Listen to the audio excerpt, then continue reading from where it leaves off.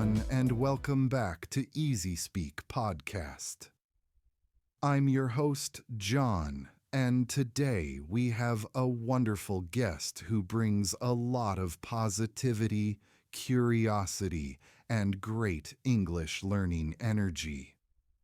Please welcome Emily. Hi, John. Hi, everyone. I'm really happy to be here.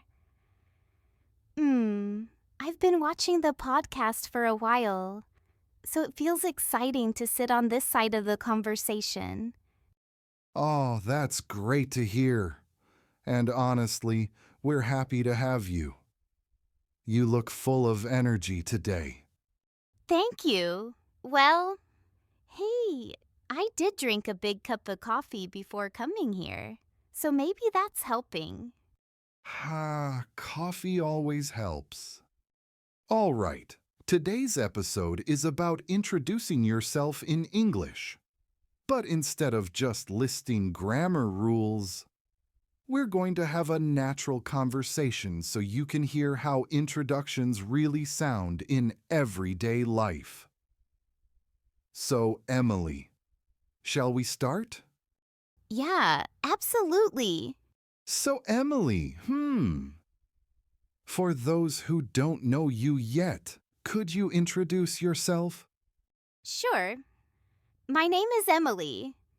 I'm 24 years old, and I'm originally from a small town near the coast. Right now, I'm studying digital media and also working part-time at a little cafe. I love reading, drawing, and learning new languages, especially English. That's awesome. And you see, listeners, this is a great example of a simple but complete introduction. Emily told us her name, age, where she's from, and what she does. That's exactly what you need when meeting new people. Emily, how has your day been so far? It's been pretty good. I woke up early this morning, took a walk because the weather was really nice, and then prepared for today's recording. Yeah, I was a little nervous, to be honest. Oh, really? You don't seem nervous at all. Well, maybe the nerves are hiding. But talking to you feels easy, so that helps a lot. I'm glad to hear that. And here's another useful tip for learners. When someone asks, "How's your day been?" you don't need a long answer. Just something natural, like Emily's response. Emily! A lot of English learners struggle with asking questions politely. What's something you usually ask when you first meet someone? Good question. I usually ask something like, "What do you do?" or "What are your hobbies?" But if I want to sound extra polite, I say, "Do you mind if I ask what you do?" Or, "Could you tell me a bit about your hobbies?" It sounds more gentle. Exactly. Adding expressions like "do you mind," "could you," or "would you" makes a big difference. Oh, and something else. That's true. Silence can actually make conversations feel more natural, not forced. Listeners, don't panic when you need a second to think. You can always say, "Let me think," or "Give me a moment." Emily, how do you usually express your feelings in English? Some learners only know simple phrases like, "I'm happy," or "I'm sad." Right. But there are softer, more natural ways.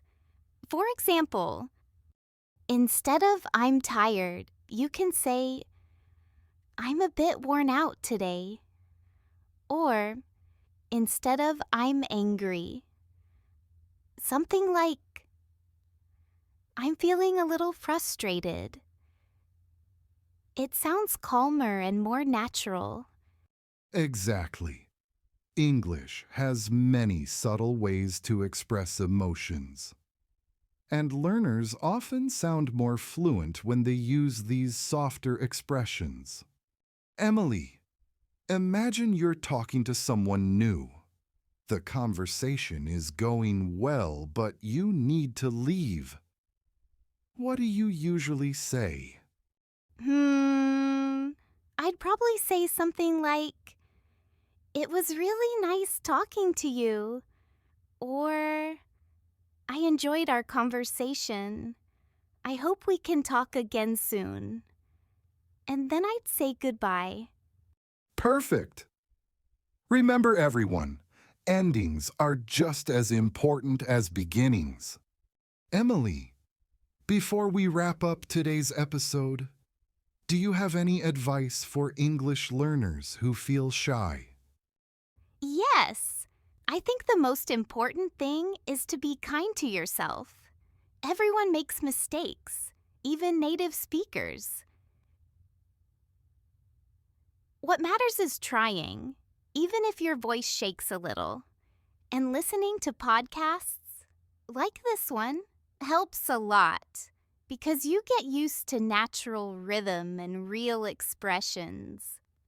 Ah, beautifully said. And thank you so much for joining us today, Emily. Hey, thank you, John. This was really fun. All right, listeners. That's all for today's episode of EasySpeak podcast. If you enjoyed this conversation and learned something new, make sure to stay with us for more helpful English content. Before you go, here's your task. Tell us in the comments, how would you introduce yourself in English? Don't be shy. Write 1 or 2 sentences, and we'll read them in the next episode.